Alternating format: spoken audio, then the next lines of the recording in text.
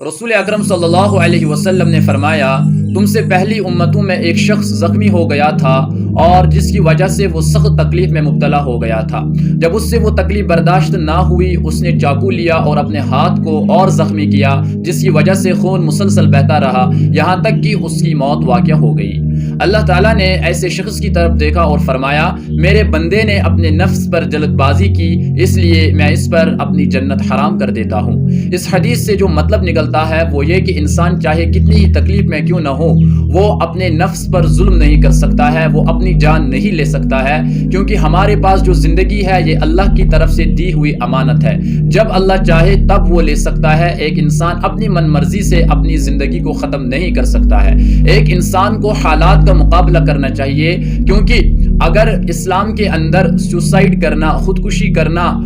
حل ہوتا یا جائز ہوتا تو پھر ہمارے اسلام کے اندر صبر کا تصور نہیں ہوتا۔ انسان چاہے کس بھی کنڈیشن میں ہو، چاہے انسان غربت سے جوجھ رہا ہو، کسی مرض سے جوجھ رہا ہو، ناکامی نامرادی سے گزر رہا ہو، انسان چاہے کتنی ہی تکلیف میں کیوں نہ ہو، ہم انسان اپنی زندگی کا فیصلہ نہیں کر سکتے ہیں۔ ہم اپنی جان اپنے ہاتھوں سے نہیں لے سکتے ہیں، بلکہ ہمیں صبر کرنا چاہیے اور اللہ سے دعا مانگنی چاہیے، نہ کہ یہ کہ ہم اپنی زندگی کو اپنے ہاتھوں سے ختم کر دے۔ اور اس حدیث سے جو اہم پوائنٹ سامنے نکلتا ہے وہ یہ کہ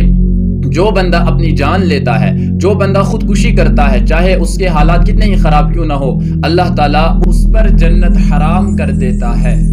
سب سے زیادہ تکلیفیں، سب سے زیادہ پریشانیاں جن لوگوں کو آئی ہیں وہ صرف اور صرف پیغمبر ہیں، انبیاء ہیں، لیکن کوئی بھی انسان یہ ثابت نہیں کر سکتا ہے کہ کسی پیغمبر نے حالات کے مارے خودکشی کی ہو، بلکہ انہوں نے صبر کا مظاہرہ کیا، انہوں نے ڈٹ کر حالات کا مقابلہ کیا، انہوں نے بزدلی کا مظاہرہ نہیں کیا،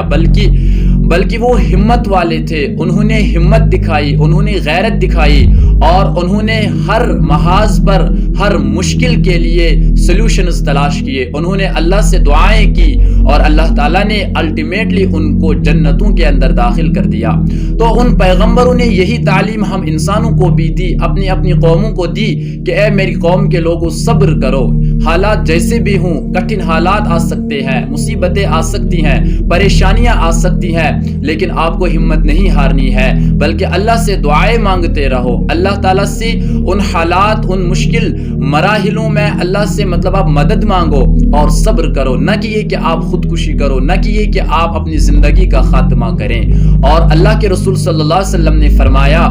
صبر کا جو صلہ ہے، صبر کا جو پھل ہے اللہ تعالیٰ کی طرف سے، وہ صرف اور صرف جنت ہے۔ اگر صبر کا صلہ، اگر صبر کا جو بدلہ ہے وہ جنت ہے، تو کیوں ہم اپنی جانوں پر زیادتی کرتے ہیں، کیوں ہم پریشان ہو جاتے ہیں، اور ہم کیوں صبر نہیں کرتے ہیں؟